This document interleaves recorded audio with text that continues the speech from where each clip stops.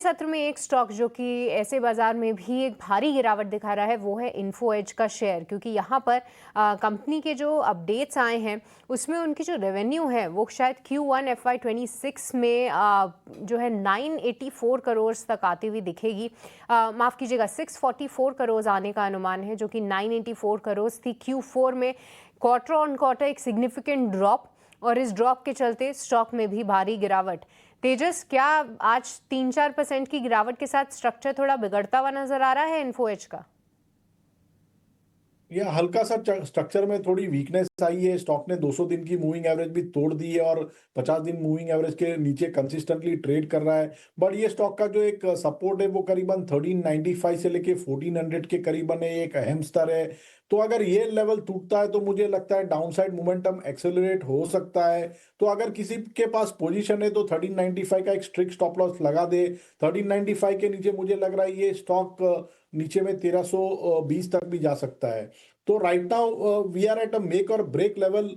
अगर ये लेवल टूटता है 1395 का तो डाउनसाइड में मोमेंटम एक्सेलरेट हो सकता है। मेक और ब्रेक लेवल पर आता हुआ इन्फो एज, यहाँ पर ध्यान जरूर रखिए कि अगर यहाँ से गिरावट हावी हुई तो 1320 तक के टारगेट्स भी दिखा सकता है इन्फो एज। चलिए, इस पे नजर जरूर रहेगी। पर अब आवर्स, ये काउंटर जो है लगभग 3-3.5% की कमजोरी दिखा रहा है। वजह यह है कि ICICI सिक्योरिटीज ने इस पे रेटिंग डाउनग्रेड करके अब इस पे बिकवाली की राय करती है, जो कि पहले रिड्यूस की थी। हालांकि लक्ष्य में कोई भी बदलाव नहीं किया है। 350 रुपए के अपने टारगेट्स जो हैं बरकरार रखे हैं, पर वो भी मौजूदा भाव से कम ही है।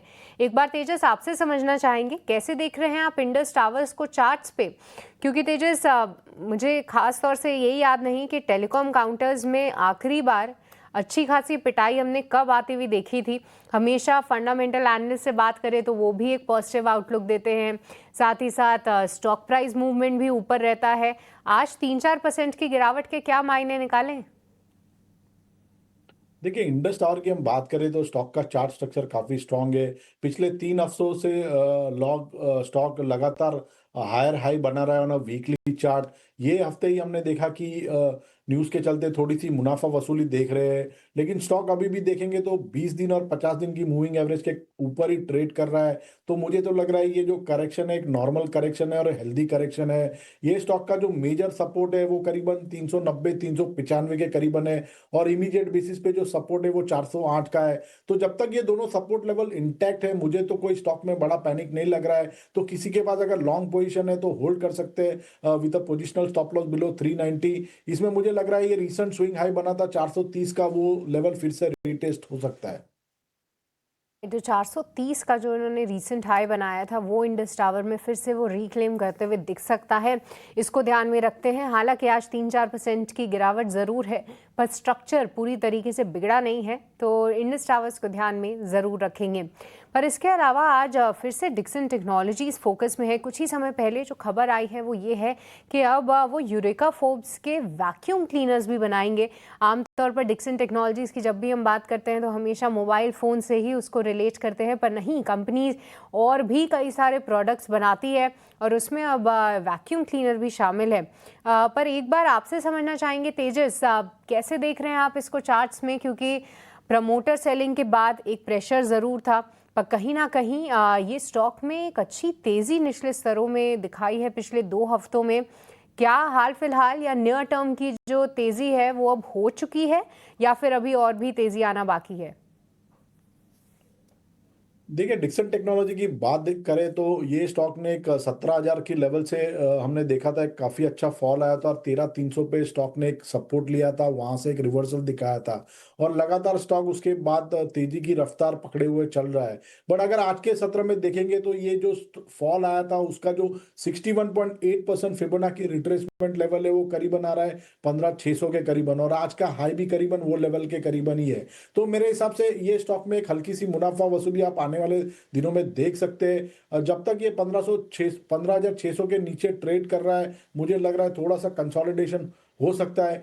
अगर ये ब्रेकआउट देता है, fresh breakout above 15,600 level, then in that case मुझे लग रहा है ये स्टॉक 17,000 तक भी जा सकता है। तो अभी मेरे हिसाब से फ्रेश ब्रेकआउट के लिए वेट करना चाहिए। अगर 15,600 के ऊपर डिसिसिवली ब्रेकआउट आता है तो एक स्टॉक एक रफ्तार पकड़ सकता है, तेजी की रफ्तार पकड़ सकता है, और in that case stock can touch the level of 17,000 on the higher side. तो क्लियर कट राय अभी जो है डिक्सन टेक्नोलॉजीज़ में थोड़ा सा वेट करें और मोमेंटम पकड़ता है तो उसके बाद इसमें एंट्री लेना जायज़ है। फिलहाल के लिए जो है आप डिक्सन टेक्नोलॉजीज़ को थोड़ा सा वेट एंड वॉच की कैटेगरी में डालेंगे। पर एक और स्टॉक जो कि आज ऐसे बाजार में भी अच्छा मूव दे रहा है वो है कमिंस इंडिया का शेयर।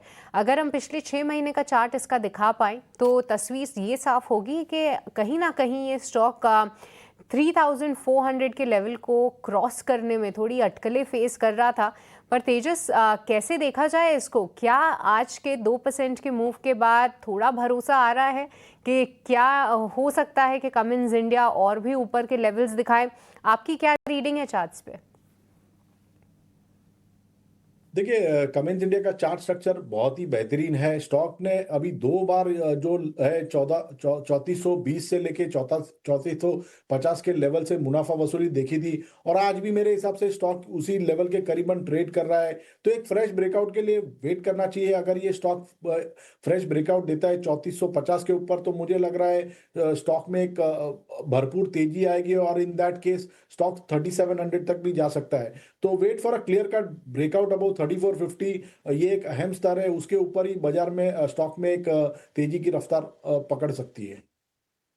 ऑल राइट, तो ये नज़रिया कमिंस इंडिया पे। चार्ट स्ट्रक्चर अच्छा है पर थोड़ा सा वेट करने के बाद इसमें एक एंट्री लें। शायद हो सकता है बड़े टारगेट्स आते हुए दिखें कमिंस इंडिया में। बहुत बहुत शुक्रिया तेजस आपका आज हमारे लिए वक्त निकालने के लिए और स्टॉक्स फटाफट में शामिल होने के लिए। पर जाने से पहले तेजस, कोई डिस्क्लोजर आपकी तरफ से? तो जो भी स्टॉक्स हमने डिस्कस किए उसमें मेरी कोई पर्सनल पोजीशन है नहीं, बट ये सब स्टॉक्स हमने हमारे क्लाइंट्स को रिकमेंड किए हो सकते हैं। ऑल राइट, ठीक है। बहुत बहुत शुक्रिया तेजस आज समय निकालने के लिए और साथ ही हमारे साथ जुड़ने के लिए। पर चलिए अब आगे